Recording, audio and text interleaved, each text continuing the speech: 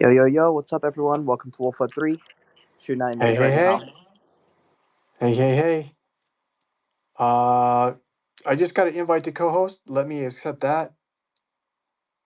Dude, yeah, how was the space? You were just in a pretty big space a second I'm ago. I'm hyped. I'm jacked. You know, we had one of the best guests that we've had in a while, just from the perspective of just being super ready and super knowledgeable, and was a dry topic, and he just made it amazing. So yeah, I got a lot of energy from that. Thanks for asking. We're gonna get people here up to the stage. Let's get oh, we have Data Lake. Well, let's get Alejandro. Let's get Alejandro up. We have some other. I think Sarah's going to join us. Brian Krasestein might join us.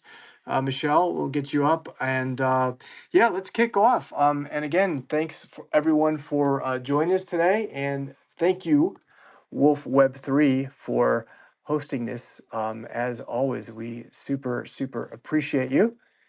And today we are going to talk about, well, we're going to talk about a lot of things, but we want to talk about how we can better evangelize for decentralized science, how we can more effectively educate the world on the life-changing value proposition of DeSci, of course. But we're going to drill into the topic today of heart disease, which is the leading cause of death in the US. Before we do a quick round of introductions, I want to get a hot take from Patrick.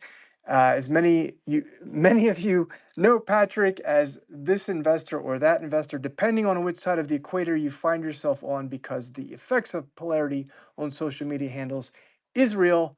Patrick, by 2030, it is projected that approximately 48.9% of the adult population in the US will be obese. Heart disease is already the number one killer in the US. And here's where it gets really shocking.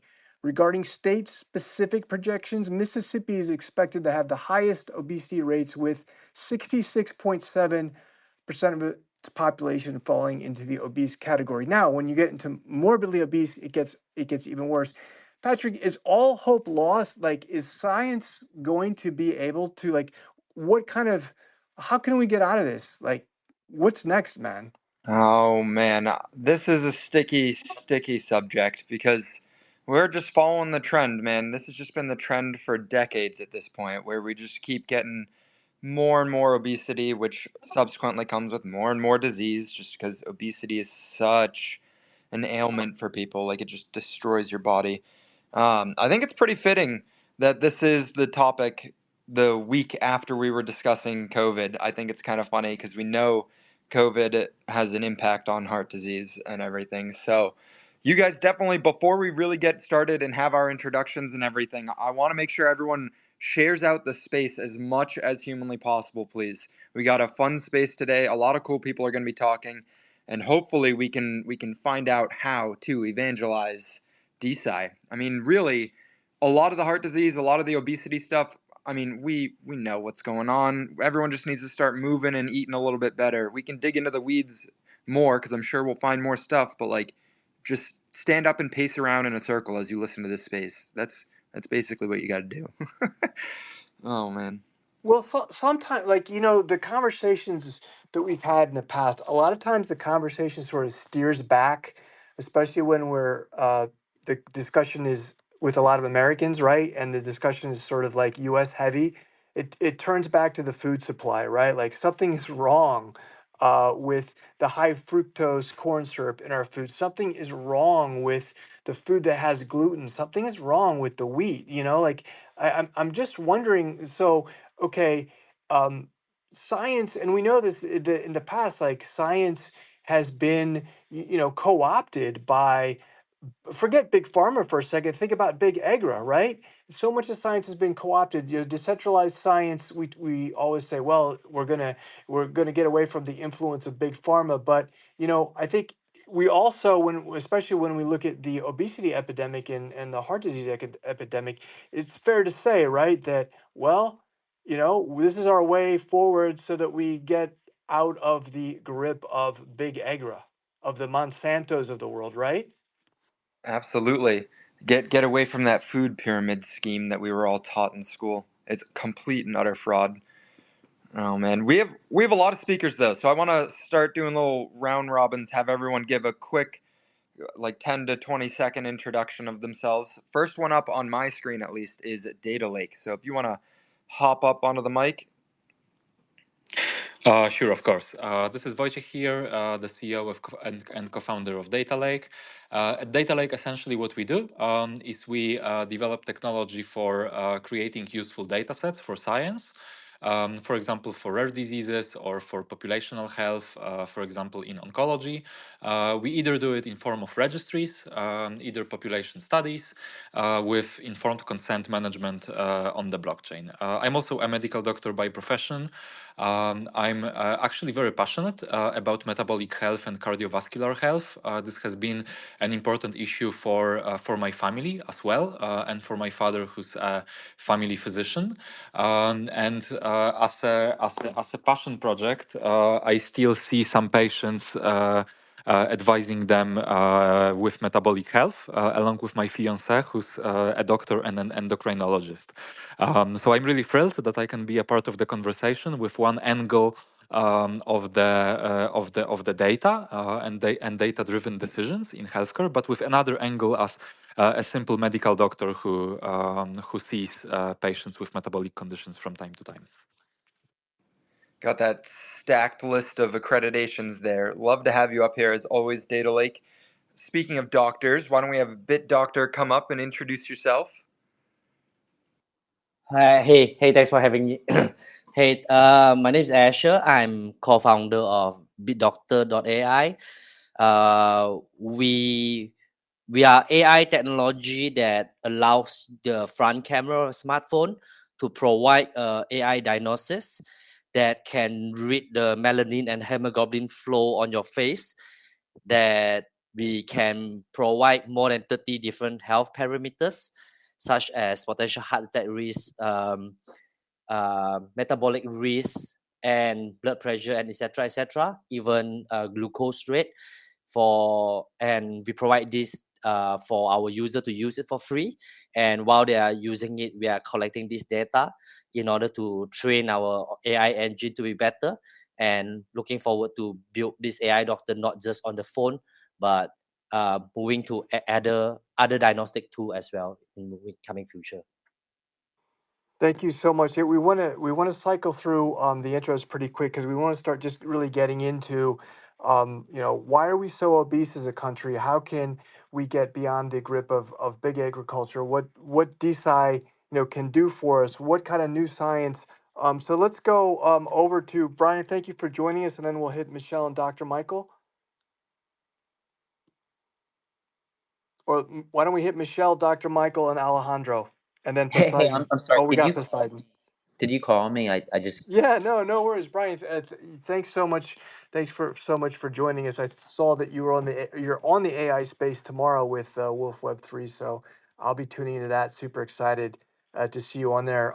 So thanks for popping in here today. I mean, it looks like in the last couple days, you and Ed have just been posting your workout pictures, right? It looks like you guys are going fitness influencers. So we're just rattling off the stats right now of obesity, which obviously doesn't apply to you because, dude, you're freaking ripped. So like, how do we? They're actually making Twitter so much more enjoyable. I You think cannot help but smile and just like let it run. I just sit when there and they, watch them work well, out. when they It's don't talk about fabulous. politics, yeah, I mean, come on, who needs politics when you can just be fitness influencers? So, as we're going through the introductions, Brian, like the stats are pretty much half of Americans are going to be obese or morbidly obese in a few years. Half. Why do you think that is? What can we do about it? Like, how do we change this going forward? Especially, can Web3 help us change? yeah. So I'm sorry that my doorbell rang, and that's why I wasn't here. UPS dropped something off. But yeah, I think that it's multifaceted. The issues definitely has many causes, but I think the American lifestyle. I think that the way that everybody's always rushing around, they don't have enough time. They're grabbing food on the go. Fast food is the easiest. I think a lot of it also has to do with probably regulations in different areas. So the United States has fewer regulations than say Europe when it comes to food. So there's more chemicals, more things you don't want to be eating if you want to stay healthy in America. Uh, that might make products cheaper, but it also makes them less healthy. As with Web3, I think that just data in general can be shared. I think health records could be shared via Web3. I know that like a lot of people don't even realize that when you go to the doctor, you have all your data online. If you have like MyChart or whatever the other softwares are, but if you really, there's so much information available to the general public, but I think it's just people don't have access, don't have time. I mean, I'd log into my chart all the time after I go to the doctor, get my blood results, and I'm sitting there Googling what everything means for probably the next hour just to figure out, hey, like, am I doing something wrong? Is everything looking good? I think if that data could be put on a blockchain where you don't have to worry about, oh, they're using my chart at this doctor, they're using something else at this doctor. I think that kind of frees things up, and it just makes it more. It kind of democratizes that information better, and then you could even allow for the sharing of that data anonymously, so that the scientific community can actually access that data in an anonymous way via the blockchain. Yeah, and we have Data Lake with us, who's doing that. And we have some brilliant data scientists. Also, Alejandro from BitGrid is joining us. Alejandro, let's go over to you, and then we'll go over to Dr. Michael. And we're already 12 minutes in this space, and without doing too many intros, like too long intros, I'd like if we could just sort of jump into it and get your thoughts. And Dr. Michael, Alejandro, Michelle, NFY, everyone knows who you guys are. You guys are superstars. So maybe we can just get into your hot takes. Alejandro, what's the next step? Is this going to get better with decentralized science? How do we go from where we are now, headed to over half obesity, you know, over half the population being obese, to being a more healthy country? Yeah, that's a really tough question. Obviously, there's no single answer, and as big as I am, and as a fan of decentralized science and Web3, I don't think that will be the panacea, the one thing that solves it. But before I give my feedback on that, I think it's also important to, in the lens of America, to view two other things that I think are very important. Brian touched on the food aspect. First of all, besides now fast food being super expensive, I'm not going to go into why that is. Um, there are healthy options via Costco, via your local grocery store, and don't want to, assume anything of like the average American, but maybe they're not educated or not looking at the nutritional facts of what is on the certain items that are offered. Now, of course, the pushback would be, oh, that food's expensive, fast food's cheaper. That's no longer true. So that is a bright side as to, fast food being ironically more expensive now than like buying yourself stuff wholesale at Costco, for example.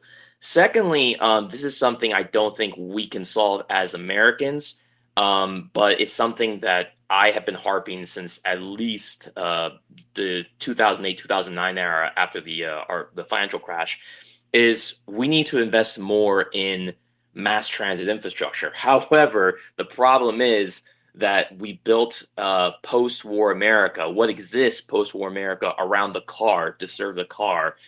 As much as I love my car, as much as I love driving and the freedom comes with it, that leads to a sedentary lifestyle for many Americans. Think about, for example, how much longer commutes have been and how much more time Americans are stuck in traffic. And not just morning and afternoon. I live in Miami, and I'm sure it's like this in other big cities. There's the lunch rush hour now, which feels the same. The kids pick up and drop off hour, which feels the same. So all that, first of all, like gasoline wasted, but the amount of time you're just sitting there and not working out, and then you don't have time to exercise, there you go. And you don't have these suburbs or neighborhoods that facilitate, walking, right? Unlike, let's say, neighborhoods that were built prior to World War II, or urban areas, for example. So I think those are very important to look into. But as for the digital realm with DeSci, That's where I think it would be the easiest. Besides, of course, health education, right? As I mentioned before, like nutritional facts, looking at the stuff on your in your shopping cart. That would be not the easiest, the second easiest in terms of, okay, let's utilize blockchain to help people to learn more about their health choices. Now, obviously, that could be done through, I think, an app. The thing is, obviously, you want the app to not be centralized. We want to let people have data, their control over that data. But then my question is, which audience will necessarily care about having control of their data? And two, can we make the user interface simple enough for people to not feel disencouraged from taking a look? So, it's very fascinating what we're working on. And I'm bullish as someone that works with data scientists on a daily basis. But again, in order to crack that nut, I think it's really important to convince the average Americans that this stuff matters, and making it as easy to be, for lack of a better way of saying it, spoon fed as possible. Can I just chime in there? So I actually found an app that I use regularly. It's called Yuka app, and if you're at the grocery store and you're wondering, oh, is this product healthy? Should I choose this one or this one? You just quickly scan the barcode, and it tells you, it ranks everything from 0 to 100 in terms of health wise. It tells you what kind of additives are they hazardous. It gives all kinds of breakdown. So if you are like kind of like for me, I understand like what kinds of foods are healthy and what aren't, because I've been following it my whole life pretty much. But like if you're on the run and you want to just buy something that's healthy, it's a great app. So I definitely recommend it. It's free. How do you? Everyone has to have those resources. They're key, because it's like takes too much brain power to have to sit there and look through everything. And unless you've been doing it for years, it's really difficult to just know instinctively for anyone. I kind of cut off Alejandro, but William, your hand's been up there for a minute. You want to chime in? No, certainly. Thank you guys so much for having me. First off, if no one knows who I am, my name's William. I create content on DPINs and RWAs. DPINs being so closely aligned with what DeSci is trying to do. I was really happy when Wolf invited me to this space, because I love the efforts that DeSci are trying to really establish in the data space, as well as research and whatnot. I was going to talk about what Alejandro was saying, as well as the other speakers up here about the obesity epidemic in America, and I feel like yes, it's a lack of education to some degree, but I also believe it's a lack of trust in that information. And I always hear this amongst the impoverished communities I grew up in Florida. And it was always the common saying of, oh, well, you can't trust the news, or, oh, one person brings information into an argument or conversation, and another person has a completely different set of information. And so now you have a clash of different information, and now everyone's saying, okay, well, what's the right thing to do? What's the right thing to believe in? And so no one really knows what direction to take, and no one really trusts the information that's being fed to them. And so that lack of trust creates kind of like a hopelessness, and like a less of like a kind of a feeling of like not having options. And so you feel boxed in, and so you just give up and say, okay, well, I'm just going to take the easiest route, which is fast food, which is really cheap dopamine, really quick, just quick kind of joys in life that kind of help distract yourself from that hopelessness. And I know I kind of got introspective there, but that's kind of like my belief on why there's this epidemic of so much like less self-care in terms of health for Americans in general, just because you do have that lack of trust in information. Hey, just real quick, I'm trying to find the Yuka app page, but it's in French. So I could, I'm not, if someone can find it, please put it Search up in a search message. for the it in the app store. It's better that way. I don't think their social medias are updated, so maybe their pages aren't updated, but the app is updated. It's just YUKA. Yeah, it sounds great. Yeah, William, I think you not co-host William, other William. I think you hit the nail on the head with something. Most people like really don't trust or know what to trust when it comes to nutritional data and nutrition and like general health guidelines, because you'll see fad diets pop up like cyclically. Every like 7 to 10 years we go and rotate back around to keto, and then we go rotate back around to like, oh, I need to eat all meat. And there is no one diet that fits everyone, which is why like especially when I was studying nutrition in school, like I took a class on nutrigenetics, which is how nutrition impacts your genome and how your genome and your DNA can impact like how foods will react with you. I definitely don't think it's good we're pumping everything in America at least full of preservatives and growth hormone stuff, but hopefully over time we can see a change. Ideally, you want to talk about making things more and more complicated. Ideally, we could go see everyone getting tested for their genome and see what kind of diet or nutritional like panel would work best for them. But does anyone have thoughts on that? I want to hear from some of our other speakers here too. Feel free to hop in. Yeah, I think, hi, this is Dr. Michael. I did a PhD at Stanford, an undergrad there. I was studying computer science. And I started WaterBear, which is like a platform for people to launch DeSci projects on. And I think one way in which like maybe Web3 could impact, the health pandemic that exists is, you have to like think about the incentives. So like, what is like a social media that is like helpful to people, and it's Strava, right? Like people love to like post their runs on Strava. So maybe there's like a similar system. And then the other thing is like we need better like predictive modeling on like heart disease in America, and like not just like super general predictive modeling like what we have today. I think like with AI, we're gonna like realize that some of these more complicated things like heart disease aren't just things that have to do with your age, weight, and gender, but have to do with your microbiome, how much you're sleeping, what medications you're on. So like the models that we're going to have to develop are going to require much larger data sets and much more granular data sets and much more personalized data sets. So we need like some sort of app that's like Strava, that's collecting what you're eating, how much you're sleeping, what medications you're on, what your calendar is for the day, all that sort of stuff to build like a hyper personalized model, and then give people recommendations based on that. So like, if you choose to have this, if you choose to have a hamburger, the model predicts that there is a 0.0001 chance that you're going to develop a heart disease. So it'll allow people to like see into the future what's going to happen.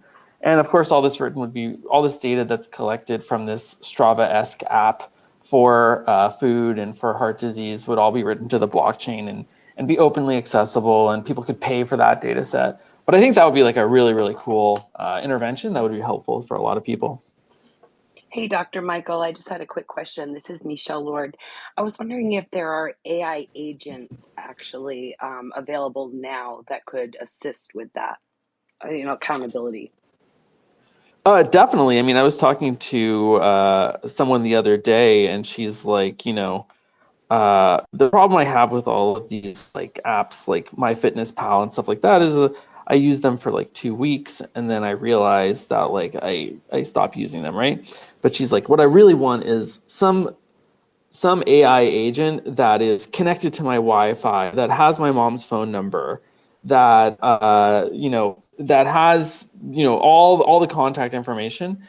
And if I don't log what I'm doing, I want to like give it meta-analysis, give it so much control over my daily life that it'll eventually get me to log something, or it will eventually get me to not eat something, right? So like the AI agent isn't, the heart disease or something like that isn't just a problem of knowing what you need to do, but it's also a problem of like doing what you need to do too. And I think Brian Johnson talks a lot about this. He's like, if you had an AI agent, if you had an AI and you had to trust it, but when you trusted it and everything it says, it would guarantee that you would live forever, would you do it? And he poses this as a hypothetical. And some people say yes, and some they want to live forever, and some people say no, I like my autonomy, even if it's at my own self-destruction.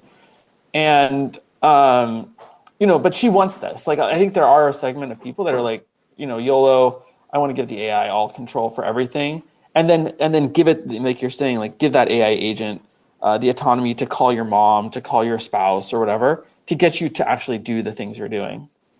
I don't know of anything that exists like that today, but I'm sure someone will be building that. It's like AI for conformation. What if the AI tells you to kill your wife because she's stressing you out? Well, this sounds like a horror movie in the making. You do it. You just follow the AI's orders mindlessly. The AI is smarter than us. So I saw an article actually saying that we don't even fundamentally understand how the AI works. We just know that it does work. I don't know if that was just misinformation, but I thought it was an interesting take from someone. It's not misinformation. Like it started, I remember a couple months ago when AI taught itself Bengali because someone had ordered a pizza on the same computer, and like it looked at the cookies or the history in Google, and it was like, oh, it'd be a good idea to teach myself Bengali. And the scientist said, we have no idea how that happened. And that's So, crazy. NFY, you had your hand up for a while. Thank you for joining us. Absolutely, absolutely. I think the space is really special to me because right now I'm in med school, but before this I did neuroscience. But before that, I actually did engineering in food technology. So, but I think one thing that I really wanted to touch about is that I have so many people reach out to me that constantly are like, you work in medicine, and what is your thoughts on, pharmaceutical and food industry that are basically they say that are basically plotting against us, right? And they say that what is your take on pharmaceutical and food industries uh, creating products or creating food products that are not necessarily the best for us. And I think one of my friend told me this as well, that when he goes to the supermarket, 99% of the stuff that he sees are so processed that it's not something that you would take if you actually read the ingredients. And there are so many different preservatives. Of course, some of the natural preservatives are fine, but the preservatives that we have on a lot of stuff are really really bad. And I think this is something that we should really talk about, that medicine is and science, to be honest, is a ever evolving field, right? And like, for example, if I talk about smoking was, and doctors used to do ads for smoking before, right? With when we came to know that smoking was bad, and smoking causes cancer. And like that, I feel there are a lot of different things right now as well in food industries, maybe preservatives or whatnot, which might be very detrimental to the health, and the research might not be right now to back it up. So I think that is really a good food for thought. Yeah, things are constantly changing as we just keep getting more and more information. Shit, I had something I was going to bring up, but it just You're escaped my getting mind. old, man. That's what it is. It's all right. Leave it. No, Leave it to the. I'm basically Leave it to 30. the 57-year-old guy. I got it. Bit Doctor. Yeah, Bit Doctor has his hand up. What's on your mind? Yeah, I mean, I've been listening to everyone here on the input on diabetic and like obesity and heart disease in America. Like what William say, half of the population will goes into obesity at 2030.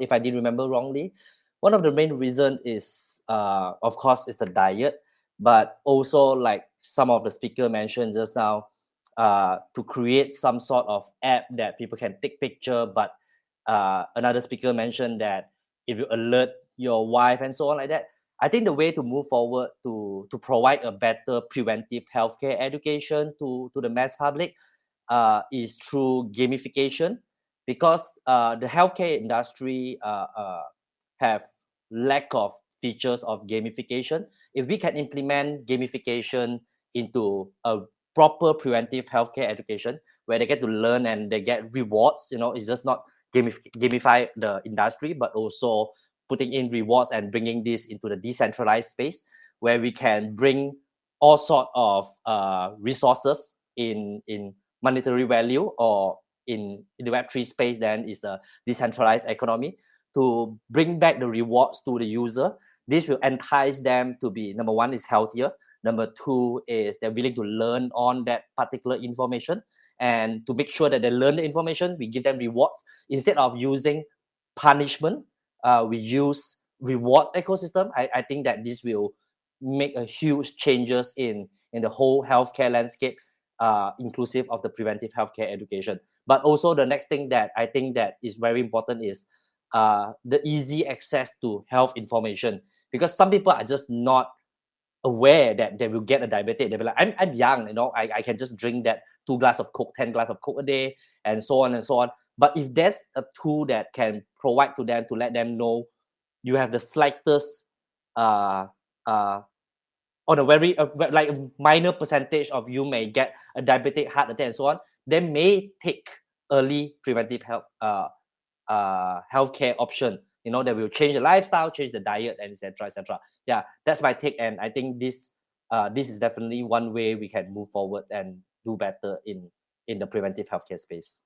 So, Bit Doctor, I totally agree. So about the rewards, I mean, remember Steppen? I haven't seen much information about it yet, about it lately, but that was a huge app, right? Maybe it still is. I haven't seen it in the public sphere as much, but that was something where you would get rewarded for moving around, right? It would track your steps. You would get rewarded.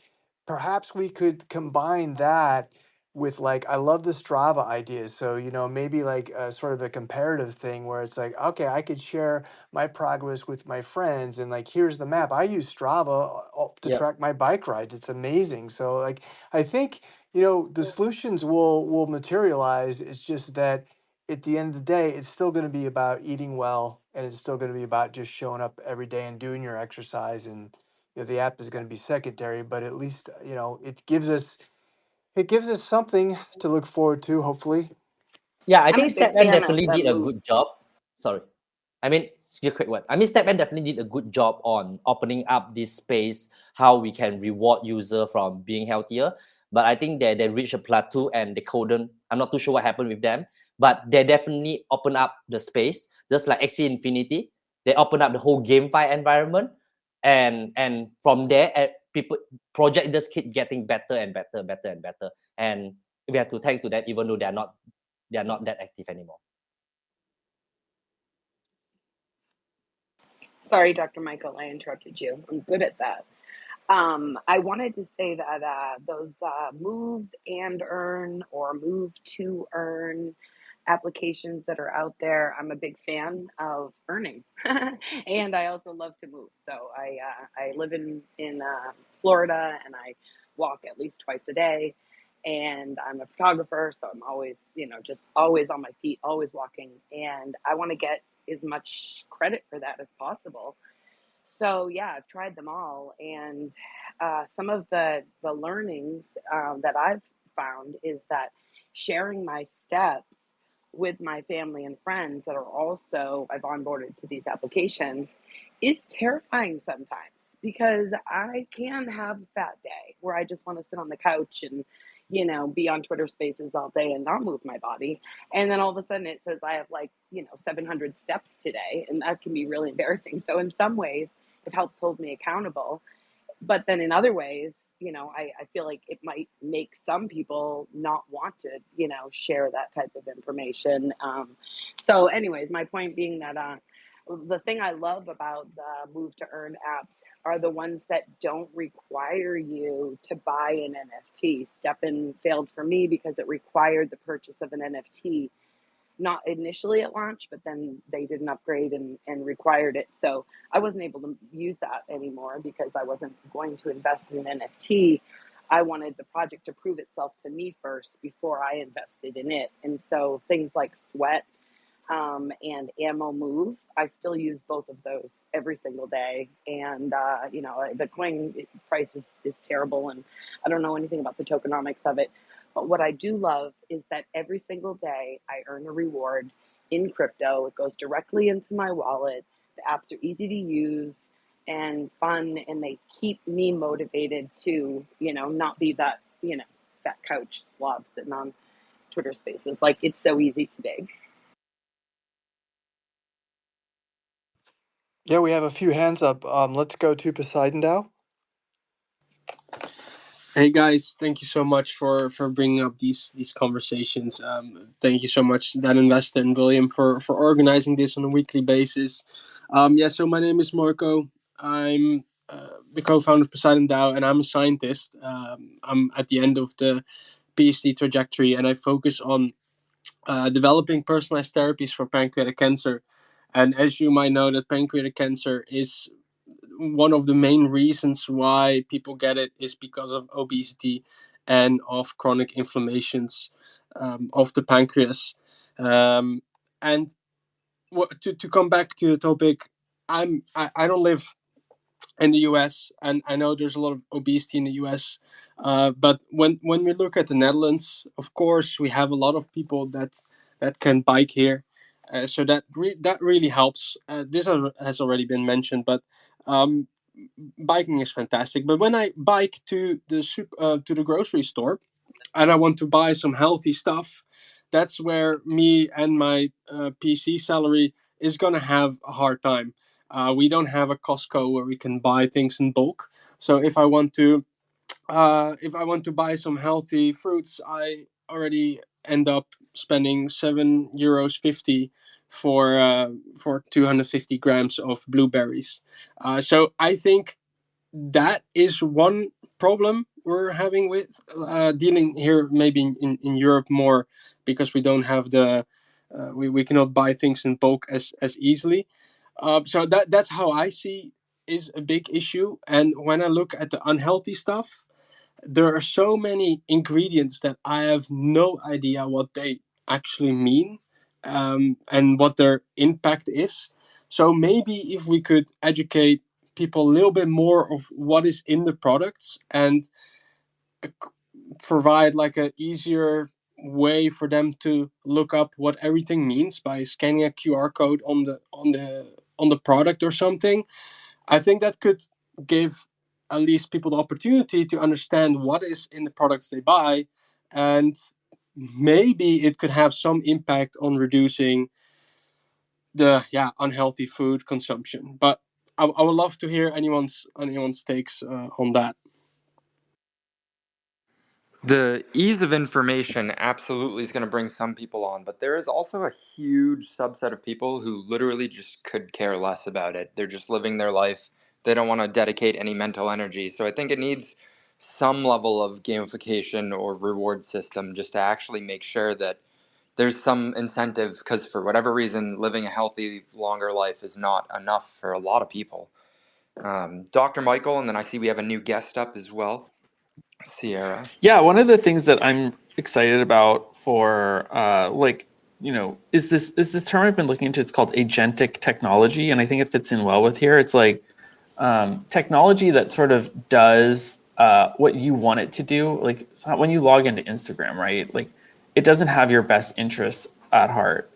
And with agentic technology, you can sort of express your preferences, and then the technology can sort of personalize your experience to you. So it relates to back to what you're saying. It was that, like, some people will make bad decisions even if it's not sort of in their long-term interest because of like a short-term thing.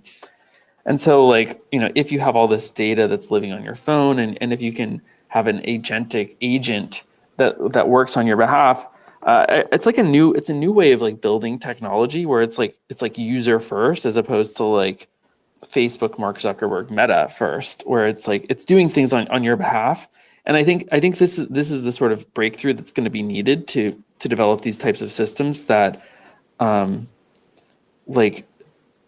do what you want. You do what you want to do. It's like as opposed to like a doctor who's just trying to get you to come back, or a pharmaceutical company is trying to get you to come back. And that's one of the things that I'm very excited about and relates to this space. Patrick, have we become so unmotivated so that we need all these special gizmos, or or what you're saying is some people just don't care. It's like, yeah, this will take 10 to 20 years off my life. I mean, my motivation is I wake up every morning, and if I look in the mirror and I'm like, oh my God, it looks like I'm getting a beer gut, like I'll go do a couple laps or something like that. Or I look at the Krassenstein brothers flexing and I'm like, oh damn, I better get my ass in the gym.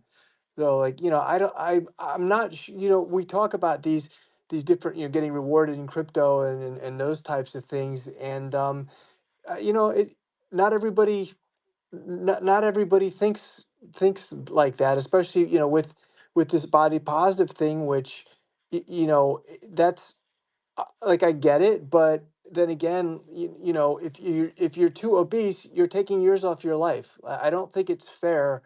I'm not saying that we should discriminate against fat people or fat shame or anything like that, but we have to understand that if you're obese or morbidly obese, you're going to die young. Period.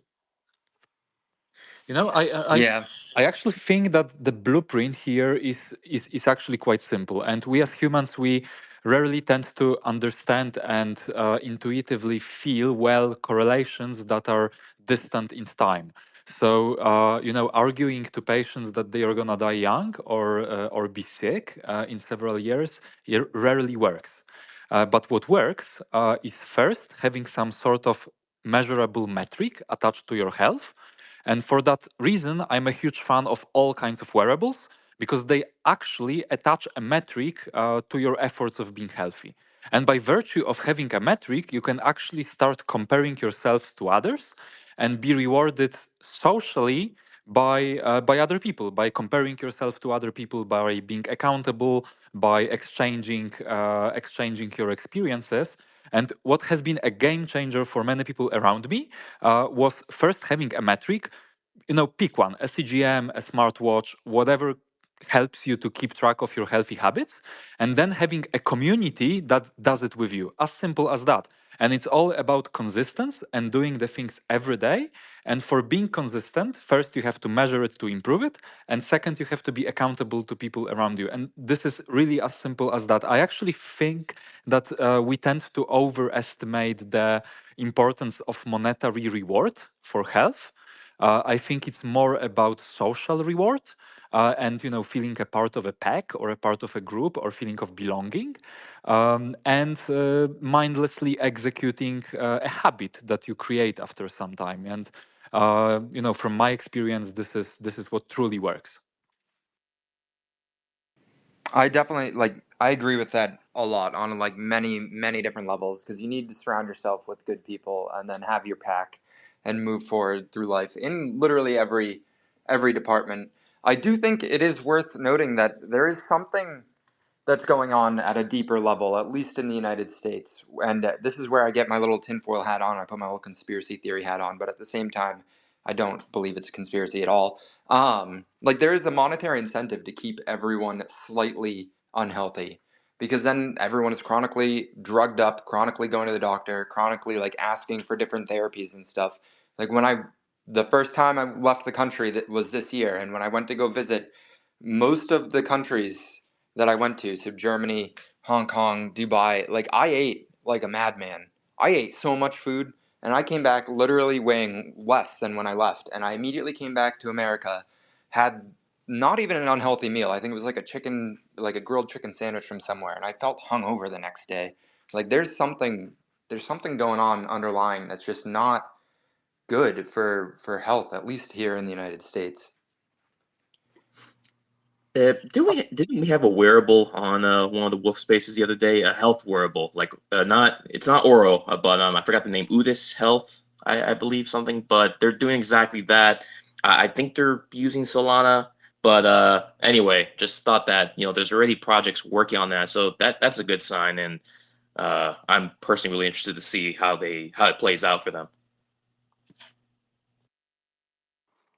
Yeah, about the food supply. So, one thing that I've started to dig into more and more is just gluten and celiac disease and why it's so prevalent in the US. And there's something in our wheat system. There's just something, I was talking to a doctor friend of mine here, and he said cold cereal, especially the cereals that people eat in the US, is a big contributor to a lot of different things. One of those things was also like thyroid cancer. Like there were insane correlations that he had, but it all sort of tied back to the gluten in US and the wheat products in US. And I got to tell you, when you start looking into it, it gets a little bit weird, Patrick. Yeah, it's like you said, I don't want to be a conspiracy theorist, but something going on. I just Yes. wanted to make a Okay. quick comment. Someone mentioned about the Aura Ring for gamification. We just launched a feature on our waterbear.science. I'll be quick with this, where you can link your Aura Ring to the thing to our site, and then you can earn like ZZZ token for every hour that you sleep. So it sort of gamifies sleep, but it also contributes that data to a data set that we're trying to collect to train an AI model. So if you're interested, waterbear.science and join the Sleep DAO. Yeah, so that's awesome, by the way. So the way I look at things, and I know it's a lot different than the mainstream does. I read a lot of Ray Kurzweil, Peter Diamandis, a lot of futurology stuff, and the way that I look at things is that eventually AI and technology, and whether it's going to be in 10 years or in 70 years, will be able to significantly expand human lifespan and significantly make our lives better at an older age.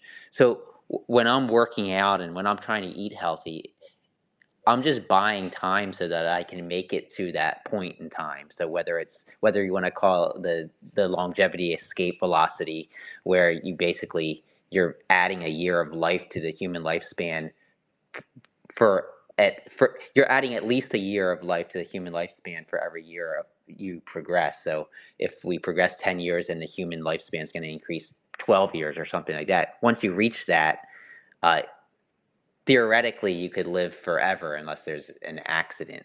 So like for me, I'm just, and I know there's a lot of science to that, and some people disagree that that is even possible, but for me it's just trying to extend my life so that I can take advantage of the future technologies that will exist undoubtedly in the future.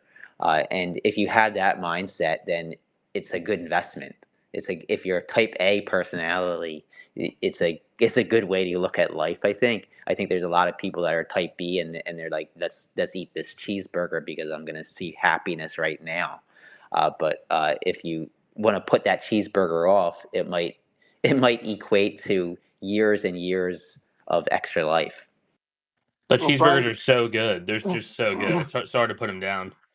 Brian, if we're all going to live to 150 or 200 years, I hope that along with those AI advancements that we all get free Botox and plastic surgery, because I got to tell you, I don't want to look at myself in a mirror at 150 years, of age and seeing my like jowls sagging down to my, man tits. Well, the theory is that eventually you'll be able to reverse a lot of aging, and that might not be for another 20, 30, or 40 years. But if you can live long enough for that, then it'll be nice. You can go back if you can reverse your aging rather than just stop it. I share William's sentiment, honestly, and I was just thinking of like a really scary future vision of me being 130 years old, like talking to my fiance or my then wife. Hopefully, I'd be like, "Honey, honey, look, I just turned 131. Please kill me." I, Yeah. I'm with If William. I really want this to happen before I get his man jowls. What? someone needs to clip this section of the space. Somebody who's listening, please clip it and tag me in it so that I can have this. Absolutely. This. Well, look, I mean, I like the reverse aging thing because you reach a point where it's like the hair grows out of everywhere except where it's supposed to, right? It doesn't grow out of your head, but it's like, why is this white hair growing out of my ears? And that you reach a point of no return. It's very, I gotta tell you, it's very sad. So I'm all for the AI merging with humans. I'm all for that synchronicity, but I'm for the anti-aging too. I say bring it on. Give me the chip implant. Give me the Botox. There's stem cell, guys. Just go for stem cell. 100 is the new 80 now. Let's just make sure it doesn't become cyberpunk. As much as I am a fan of the lore and the genre, let's not over market corporatize that, the combination of AI and making sure we have to pay for every single transaction that goes on in our brain. Okay, let's avoid Gotta that. chrome out, Alejandro. Gotta get some chrome, bro. Gotta go to the rip doc, exactly. I mean, my issue with those things is that, things like cholesterol or plaque in the arteries, those types of things. I mean, I just don't see how they're not inevitable, and they require some type of invasive process. Now, maybe you say that, okay, we'll develop magical fish oils or whatever, but I'm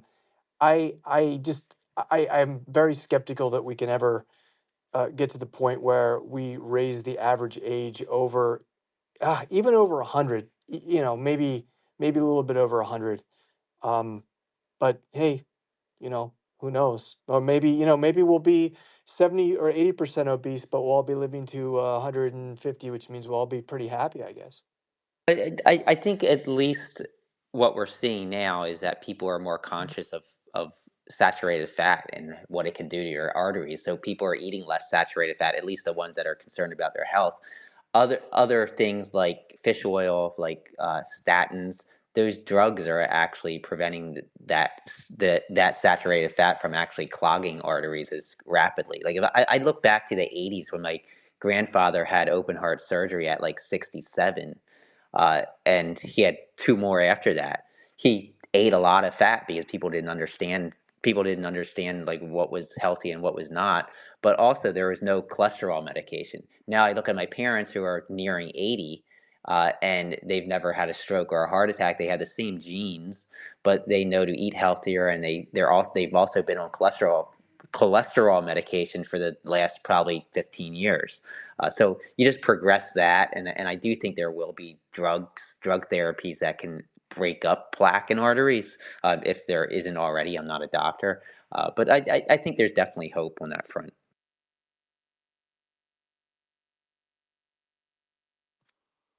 So we have about 8 minutes left. We sort of wanted to go around, and these spaces are always a challenge because we had a lot of speakers today. But we try and run a balance between doing intros to people talking about their projects, what they're doing, and actually getting some hot takes. And even though we have an agenda, things sort of take a life of their own. Yeah. One thing we wanted to touch on Patrick Day, and maybe just because we all have such few time left, and we want to get some closing thoughts, is we were going to talk about DeSci evangelism. How do we spread the word? Maybe we'll do that in a future space. I know next week we're going to talk about, should DeSci have its own blockchain, which is going to be amazing. But and maybe as we wrap up, we can get some closing thoughts from folks on, like, where are we headed? DeSci or not, like, where are we headed the next 10 years? Are we going to reverse these obesity rates, or are we just going to have 10-year-old kids morbidly obese, making up like 50% of the population of states like Mississippi? Any thoughts on that? Good or bad? Gloomy or positive? I mean, unless we do something dramatic to reverse the trend, like you just even looking at overweight, let alone obese, but overweight individuals, it's upwards of like 65-70% of people, at least in America, are overweight. And it directly correlates to a litany of diseases. Heart disease is just one thing that we chose to harp on here today, but like you've diabetes, the list goes on and on. It's just not a great look for Well, everyone. yeah, I mean, we had Go ahead. we had our COVID space last week, and I mean, if you look at the stats, people that were obese died a lot quicker from COVID than people that were not. Like, COVID just ate into people that were obese, and you look at the rates of death in a place like Japan, here where I live, much lower. And I rarely have seen anybody talk about this correlation that, well, of course, because you had very little obesity here, and there was just you didn't have the proclivity to, like you said, all these other things, COVID being one of them. Go ahead, Poseidon. Yeah, I think some final thoughts on our side. So as a DAO, we focus on funding personalized medicine research, and there is a personalized aspect to obesity and why some people are more prone to that. So I think on our side, this is definitely something we aim to pursue.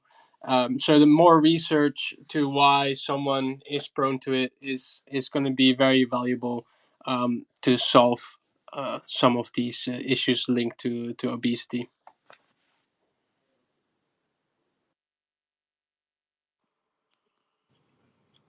Yeah, 100%. 100%. I know that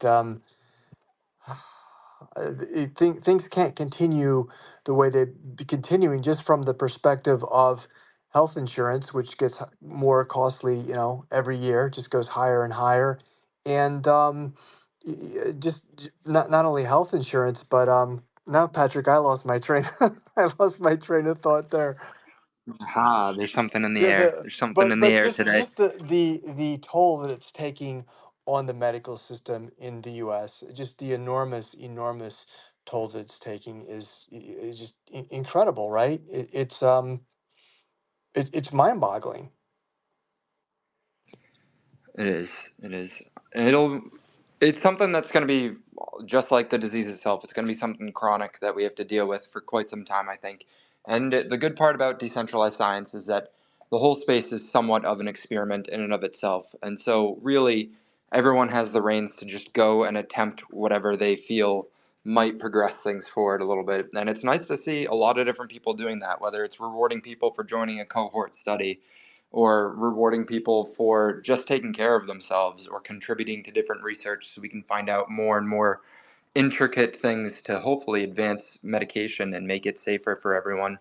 Um, yeah, I really enjoyed this space, and I'm definitely very excited for next week's space. We have Andreas in the audience here. He wrote a nice thread on whether or not decentralized science should have its own blockchain. And then we found someone who is, in fact, building out a layer 2 blockchain specific for decentralized science. So we're going to get a nice space going up for next week. So, unless anyone has any closing remarks, I know we got 3 minutes left still to the top of the hour, but I definitely feel that things are starting to wind down a little bit. I appreciate you, Wolf, for having us up here. Yeah, totally. Well, thank you so much for hosting these spaces. Thanks for everyone that came up today as a speaker. And thanks for everyone that was in the audience listening. I know there were some hands up there, people that wanted to come up. Sorry, we can't get everybody up all the time, but if you have a comment or something, or leave a comment in the space chat and what you want to talk about, we'll try and have you up next time. And wow, yeah, it's going to be a lit time next week. I'm really looking forward to this DeSci blockchain idea. I know that I believe in AI, Singularity Net, Fetch, and Ocean, I believe, we're looking to do a merger. I'm not sure if I would be for that, but there's definitely potential, I think, for DeSci protocols to look into that possibility, or at least pool the resources and create a bigger wave, so more people know about DeSci. So yeah, next week's space sounds epic. Don't want to miss it. Hey guys, I'd love to hear some more about the other side of this coin. So maybe in a future space, love to hear, what are the reasons that maybe people that are already in science don't want DeSci to become, or why are they worried about DeSci, or what are the potential, fallbacks or downfalls. I'd love to hear the other side of the coin, maybe in a future space too. Yeah, we should invite Pfizer on, Patrick. Oh my God. Pfizer's got their hand in this space, so they're probably just going to sit here and chill Vita Right, now. right. Yeah, I guess that wasn't a fair analogy. Let's pick something more evil like Monsanto. Oh God. Oh God. Don't get me started right now, Will. Yeah, absolutely. Yeah, thanks again, everyone. We uh, we appreciate everyone, and thank you, Data Lake Bit Doctor. NFY, sorry I had to move you down, moved you back up, brother. Always a pleasure to hear and see what you're working on there at your university. Michelle, thank you for joining us. Dr. Michael Alejandro Poseidon Dow. William, thanks. I've added some of you to our DeSci Twitter group. So that's where we sort of huddle and talk about what we're going to talk about on the next space. And we decided that we were going to talk about dedicated blockchain for DeSci. So appreciate everybody's thought leadership. It's been amazing so far. And I've learned so much from each of you.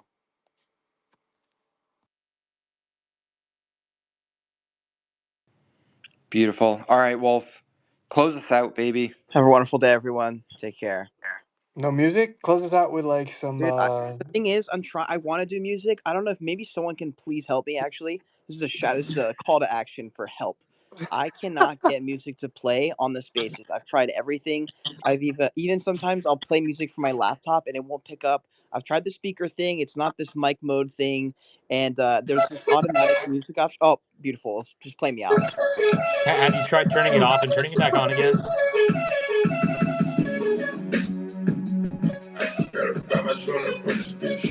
Can somebody make